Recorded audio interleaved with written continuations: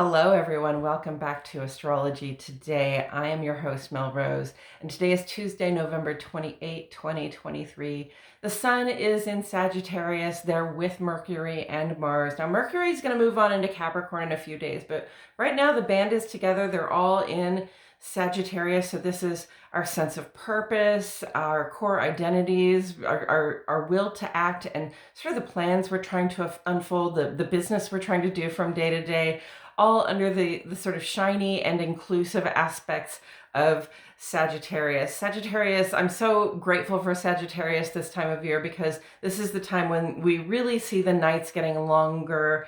So we have these long, dark nights, and we have these short, cold days. Things would appear in nature to be getting kind of bleak. So this is a time when we really have to pay attention to, the lives and the well-being of the people around us. And that's what Sagittarius helps us do. It helps us shine a little light, a little love, a little bit of inspiration. It helps us realize that we have more in common as human people around the world, okay, than we have differences. So Sagittarius is a great way to think about brightening up this season, going into this season of lights, just making sure that everybody gets a little bit of time, a little bit of love, a little bit of attention, so that we're giving consideration to all of the people. It's rough out there, friends. It's rough out there in the world. If you just watch the news or even walk down the street, you can see that people are struggling. So now is a time, if you have something to share, just in terms of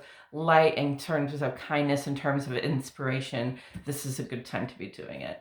The moon was a full moon in Gemini last night, and now it is a waning gibbous moon in Gemini. So a moon in Gemini is a time when we collaborate. We get together with our friends and our workmates and our family, and we come up with plans, and we dream, and we create together. We sort of, I bounce my idea off of you, and it comes back to me a little bit different, a little bit better, a little bit more informed, because there have been two minds working on it and not just one. So that's something to keep in mind. And in the waning moon, we look back on how things have gone for us, and we begin to see what it is that no longer serves a purpose, right? We see like what we liked about how things went, and then what we could live without in the future. And we start to make note of those things, that stuff in things, the emotional things that we wanted to rely on, but now we realize we can't, or sort of outdated thoughts, ways of being or speaking that no longer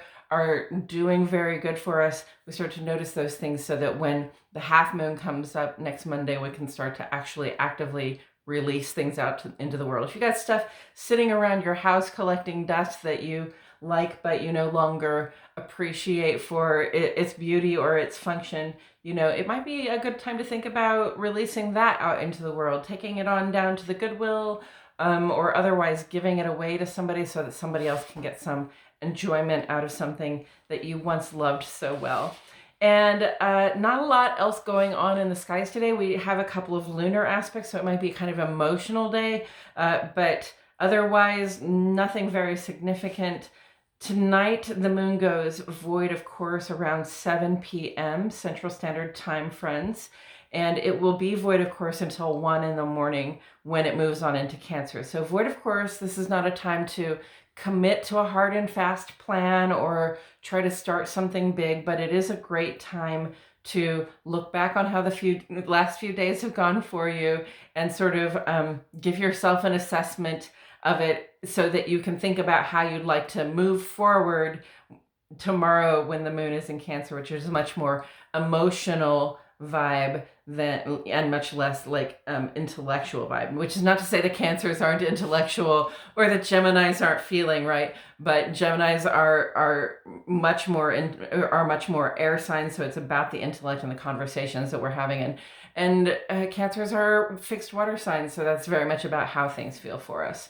So that's what's going to be in our hearts and on our minds tomorrow and for the next couple of days. This Friday, Mercury does move on into Capricorn, so our thoughts and our plans and our running around is going to start to be about serious business. We're going to get a little more ambitious and goal-oriented in that way. And then coming up on Monday, we'll have that waning half moon in Virgo. Great time to start dispersing things into the world. And also coming up on Monday, Venus is going to move on into Scorpio. So Venus has been in Libra for the past several days, couple of weeks.